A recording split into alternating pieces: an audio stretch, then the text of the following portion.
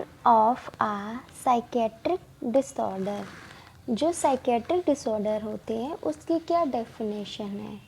Psychiatric disorders जो हमारे brain से रिलेटेड होते हैं, जब हमारे ब्रेन सही से काम नहीं कर पा रहा है, जो थॉट प्रोसेस है, जो फीलिंग्स हैं, या जो भी हमारा एक्शन लेने का तरीका है, जिनमें डिस्टरबेंस की वजह से जो मेंटल डिसऑर्डर आते हैं, जो भी डिसऑर्डर्स ब्रेन से रिलेटेड होते हैं वो साइकेट्रिक डिसऑर्डर कहलाते हैं। बट हर छोटी सी दिक्कत कमी जो हमारे ब्रेन से रिलेटेड होती है वो साइकेट्रिक डिसऑर्डर के अंदर नहीं आती। तो हम इसमें यही पढ़ेंगे इस डेफिनेशन में कि एक्चुअल में जो साइकेट्रिक डिसऑर्डर्स होते हैं वो होते क्या है, किस चीज़ को हम साइकेट्रिक डिसऑर्डर कहेंगे। The simplest way to conceptualize a psychiatric disorder is a disturbance of cognition, or affect, or any disequilibrium between the three domain। अब बता रहे हैं कि सिंपल वे में अगर हम साइकेट्रिक डिसऑर्डर को कॉन्सेप्चुअलाइज करें, एक सिंपल से कॉन्सेप्ट में अगर हम उसको लेकर बताएं तो क्या होता है। साइकेट्रिक डिसऑर्डर्स एक डिस्टर्बेंस होती है। डिस्टर्बेंस कोई भी चीज़ की ये होती है जब उसके सही से कार्य करने का तरीका थोड़ा अलग हो जाता है, या वो चीज़ कोई भी चीज़ सही से कार्य नहीं कर रही है, उसमें किसी तरह की डिस्टर्बेंस आ गई है। वो यहीं पे ब्रेन के एक्शन से रिलेटेड है कि हमारा कॉग्निशन मतलब हमारा थॉट, सोचने का तरीका, थॉट प्रोसेस जो हमारा वो सही से कार्य नहीं करा, मतलब हम सही से सोच नहीं पा रहे। सही से सोचना ये नहीं कि हम बहुत सोच रहे हैं किसी कार्य को करने के लिए लेकिन हम उसका आंसर नहीं निकाल पा रहे हैं, ये नहीं। मतलब किसी सिचुएशन को लेके हम एज अ मैच्योर किसी सिचुएशन को लेके किस तरह से उसके लिए सोचते हैं।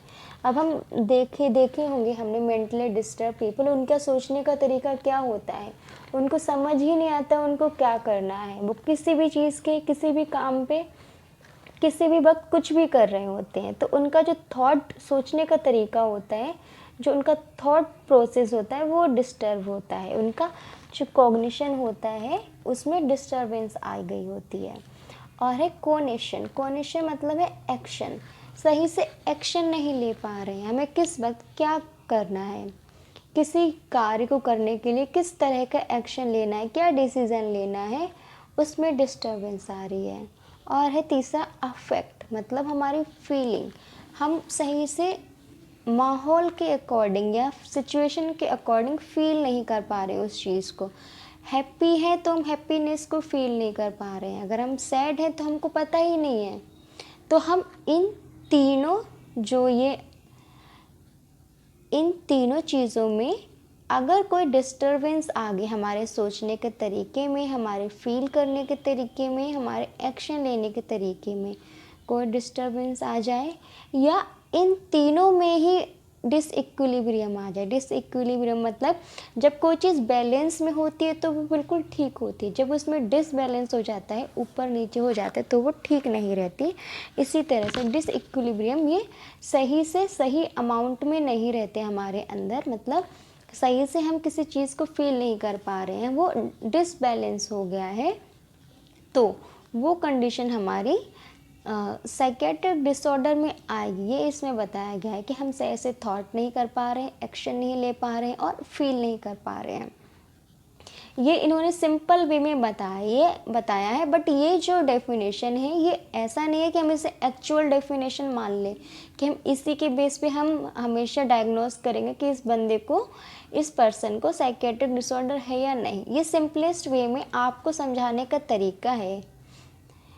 However, this simple definition is not very useful in routine clinical practice. Yes, जैसे कि अभी आपको बताया, ये जो डेफिनेशन है ये बस खुद से समझने के लिए है कि क्या होता है, बट जब हम क्लिनिकली देखेंगे तो हम इन चीज़ों के ऊपर नहीं देख पाएंगे कि बंदे को, पर्सन को, पेशेंट को साइकेट्रिक डिसऑर्डर है या नहीं। ये क्लिनिकली बिल्कुल प्रैक्टिकल ये डेफिनेशन नहीं है, डेफिनेशन प्रैक्टिकल नहीं है। ये बस आपकी अंडरस्टैंडिंग के लिए है कि इजी वे में साइकेट्रिक डिसऑर्डर्स जो होते हैं वो क्या होते हैं।